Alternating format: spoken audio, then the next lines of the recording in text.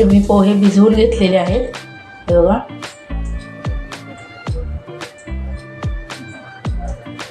पूर्णपणे पोहे भिजलेले आहेत. आता काय करायचं, एक ताट आहे, ताटामध्ये आपण हे सगळे पोहे काढून घ्यायचे.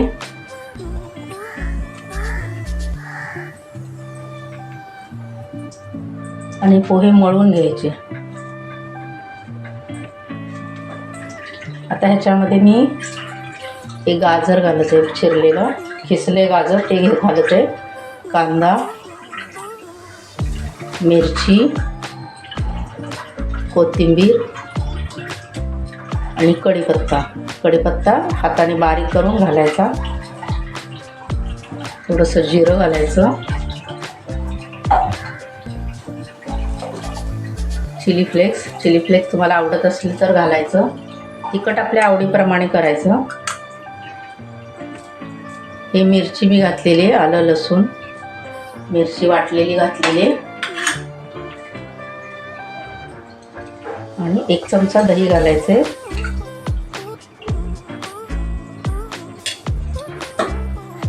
एक चमचा दही घातल्यानंतर 1-2 चमचे आपण तांदळाचं पीठ घालणार आहोत.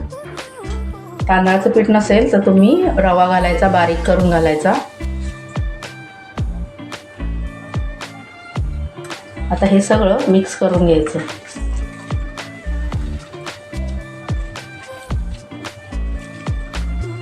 एकदम आपण चपातीचं पीठ मळतो ना गोळा, तसं व्यवस्थित मळून घ्यायचं सगळं. सुकं जास्त वाटलं तर पुन्हा आपण दही घालायचं थोडंसं. एकदम दही घालायचं नाही.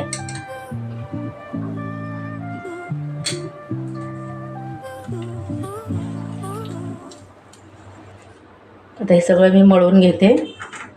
मीठ घालायचं राहिले, मीठ घालूया.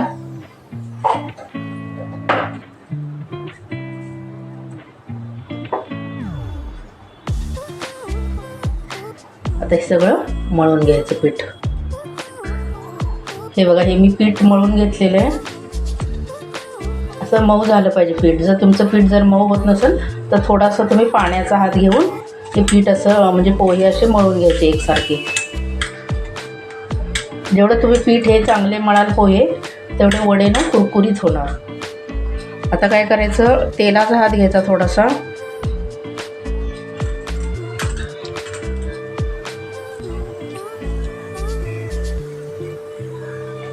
आणि असं लाडू करतो, गोळा करतो त्याप्रमाणे गोळा करायचा आणि मध्ये होल द्यायचं. पोहे आहे ना, त्यामुळे थोडंसं चिरटलं जातं, पण ते असं एकसारखं केलं तर होतं बरोबर. हे बघा, हे असं आपण मेंदू वडे करतो त्याप्रमाणे असा आकार द्यायचा.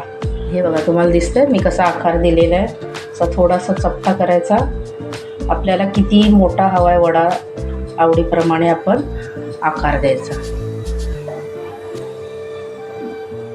हे एकसारखं करून घ्यायचा. जर तुम्हाला वाटलं की नुसतेच आपण असं थापून सुद्धा करू शकतो, तसा आकार द्यायचा नसला आपण टिक्की करतो त्याप्रमाणे तुम्ही असा फक्त असं सुद्धा तळू शकता, किंवा भजी करतो त्याप्रमाणे तळलं तरी चालेल. आपल्या आवडीप्रमाणे आपण आकार द्यायचा.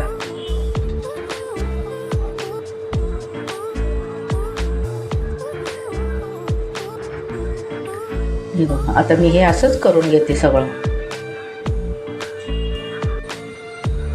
हे बघा, मी सगळे वडे करून घेतलेले आहेत. आता हे तळून घ्यायचे वडे.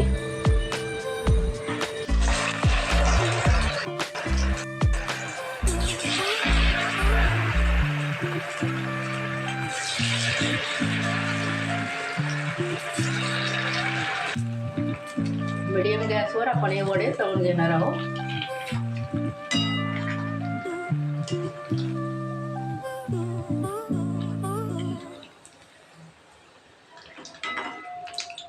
आपण काढून घेऊया. तळून झालेले आहेत वडे. माझी रेसिपी तुम्हाला आवडली असल्यास लाईक करा, शेअर करा, सबस्क्राईब करा. धन्यवाद.